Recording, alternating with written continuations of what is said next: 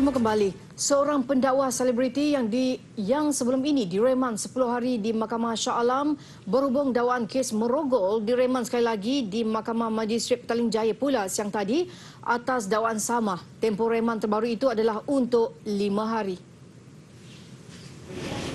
Kebenaran untuk tahan reman dikeluarkan oleh penolong pendaftar Magistrate Petaling Jaya Siti Mazra Muhammad. Suspek umur 25 tahun dibawa ke kompleks Mahkamah Petaling Jaya pada jam 10.30 pagi. Suspek yang juga bekas peserta program realiti agama sempat mengucapkan terima kasih kepada media yang hadir membuat liputan kes yang dihadapinya serta turut meminta untuk mendoakannya. Semalam, Polis Petaling Jaya dalam satu kenyataan memaklumkan pihaknya akan memulakan siasatan ke atas suspek berhubung 2 laporan polis yang dibuat terhadapnya.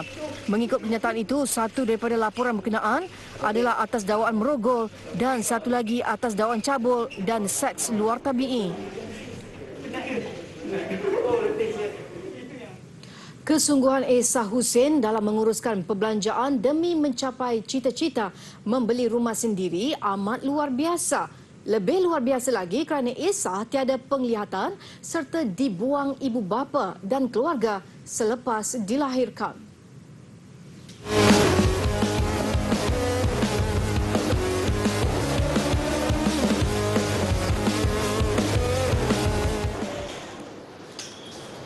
Balik rumah Harapan kami supaya cerita Esa menjadi pendorong kepada penonton segmen Bijak Belanja.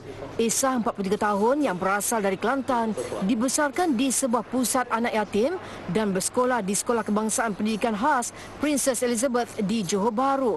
Tahun 1996, beliau menyertai pusat St. Nicholas di Pulau Pinang yang menawarkan tempat penginapan dan melatih golongan kurang upaya. Di situ, Esa dilatih dalam bidang komunikasi serta teknologi maklumat dan latihan kemahiran asas untuk menjalani kehidupan tanpa bantuan luar.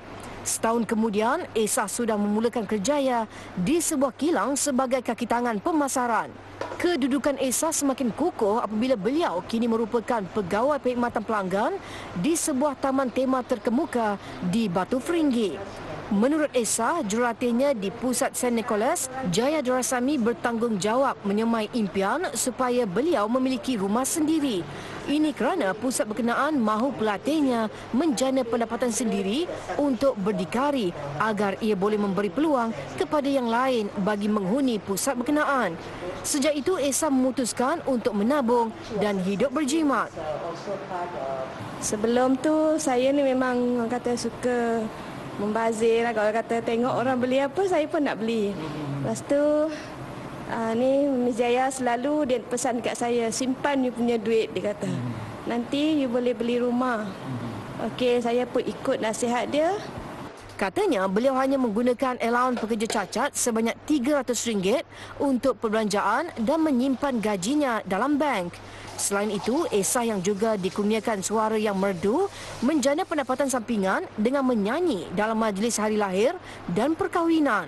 Setelah cukup wang simpanannya, beliau membuat permohonan untuk membeli rumah di Jabatan Perumahan Negeri pada tahun 2014 namun tidak berjaya. Apa-apa pun, percubaan keduanya pada tahun 2016 berhasil apabila diluluskan sebuah pangsapuri kos sederhana di Tanjung Tokong pada tahun 2017. Beliau membeli rumah bernilai RM72,500 ini secara tunai menggunakan simpanannya selama 19 tahun serta melakukan pengubahsuaian dan pembelian perabot yang mencecah kos keseluruhan RM100,000. Rumah itu adalah aset paling penting. Sebab kalau tak ada rumah, kita nak tinggal di mana? Sebab kita nak sewa pun susah. Sewa pun kata mahal. Dan selalunya orang susah nak bagi, okey you macam kami ni untuk sewa rumah. Jadi keputusannya saya menabung Dan saya punya cita-cita lebih baik saya beli rumah sendiri. Susulan Perintah Kawalan Pergerakan, tempat kerjanya ditutup sementara dan Esa diberi cuti tanpa gaji dan akan bekerja kembali selepas PKPB tamat. Allowance OKU-nya pula dihentikan kerana pendapatannya melebihi had kelayakan penerima iaitu RM1,200. Dia yang kini tinggal bersendirian sedang mencari teman rumah untuk menyewa sebuah bilik dan juga sedia mendirikan rumah tangga jika menemui pasangan yang sesuai. Cinta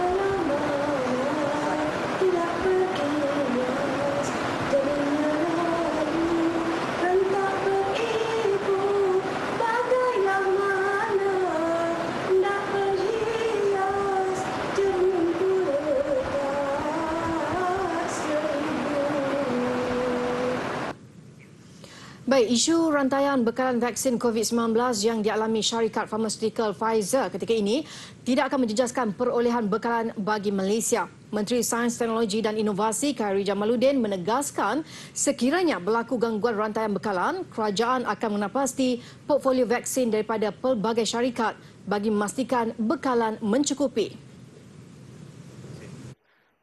Beliau mengulas mengenai perkara itu ketika dibangkitkan pada sesi soal-jawab di Parlimen siang tadi. Pada 4 hari bulan Disember yang lalu, Newswire Reuters telah menyatakan ada masalah rantaian bekalan bagi syarikat farmaseutical Pfizer untuk menyediakan jumlah yang diperlukan, ya, target mereka bagi tahun 2020 vaksinnya.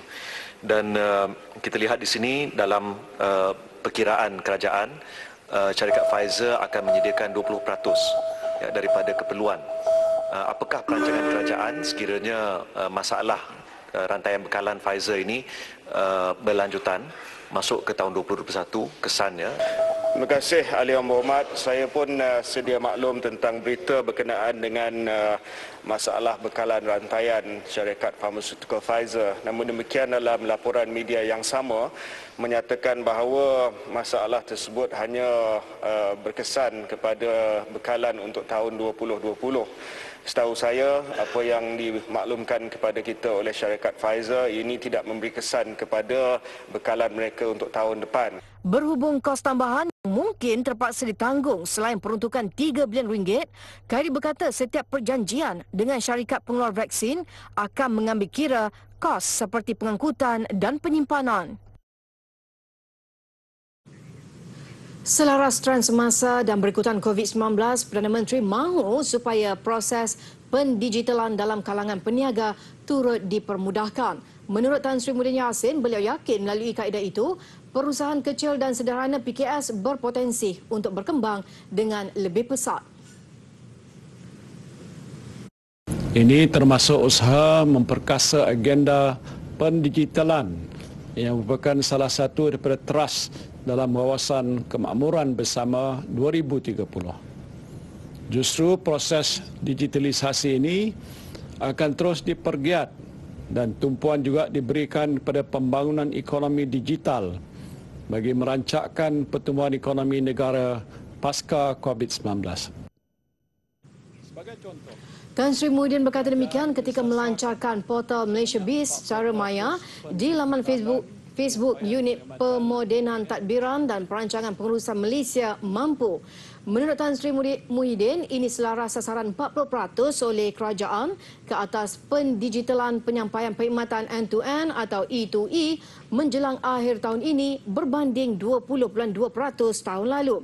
Katanya langkah itu akan diperkasakan dengan penubuhan Majlis Ekonomi Digital dan Revolusi Perindustrian keempat 4IR negara. Kajian menunjukkan PKS menyumbang sebanyak 38.9% kepada keluaran dalam negara kasar KDNK tahun lalu. Bertemu kembali dengan laporan antarabangsa. Indonesia dilaporkan telah menerima 1.2 juta dos vaksin COVID-19 dari China.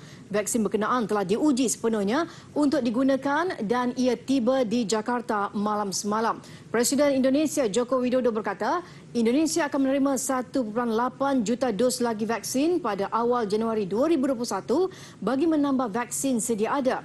Jokowi turut memberi jaminan penularan COVID-19 mampu dicegah dengan adanya vaksin berkenaan. Indonesia sebelum ini telah melakukan penyelidikan vaksin COVID-19 dengan kerjasama syarikat biopharmaceutical dari China.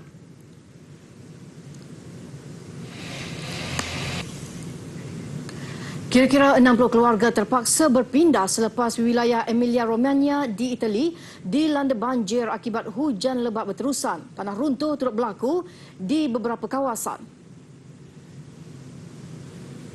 Banjir bertambah teruk apabila air Sungai Panaro melimpah hingga memaksa beberapa jalan ditutup akibat ditenggelami air. Menurut pihak berkuasa, operasi pemindahan setakat ini membabitkan lebih 2,000 penduduk dari 6 wilayah. Selain harta benda di dalam rumah, kenderaan penduduk turut mengalami kerosakan. Di Gosaldo, sebuah jambatan telah runtuh dan menghempap jentera bomba yang diparkir berhampiran jambatan berkenaan. Ketika kejadian, tiada anggota bomba di dalam jentera bomba terbabit kerana mereka terlibat dengan operasi menyelamat. Cuaca buruk diramal melanda lagi dan lebih membimbangkan kemungkinan lebih banyak tanah runtuh akan berlaku.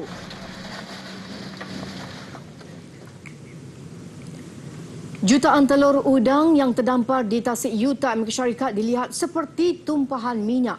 Keadaan itu berlaku selepas udang-udang dalam tasik berkenaan mula bertelur ketika musim sejuk. Jumlahnya terlalu banyak sehingga apabila ia bercantum, telur-telur ini kelihatan seperti telur gegasi. Kejadian paling ketara berlaku di bahagian barat Salt Lake City. Pada kebiasaan, telur-telur ini akan diambil oleh bot-bot komersial untuk dieramkan. Selepas udang-udang menjadi dewasa, ia kemudian akan dijual ke kolam-kolam penternakan ikan.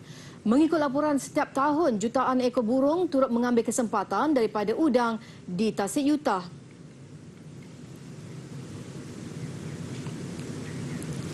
Sebuah kilang di Kenya menukar plastik terbuang kepada batu bata mesra alam. Ia sebagai salah satu langkah menghadkan sumber plastik terbuang.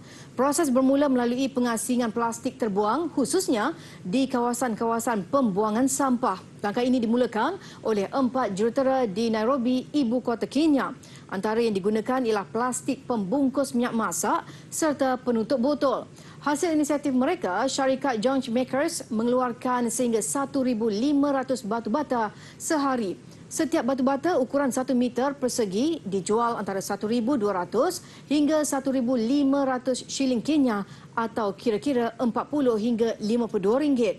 Dianggarkan terdapat kira-kira 500 tan plastik terbuang dihasilkan di seluruh Nairobi setiap hari.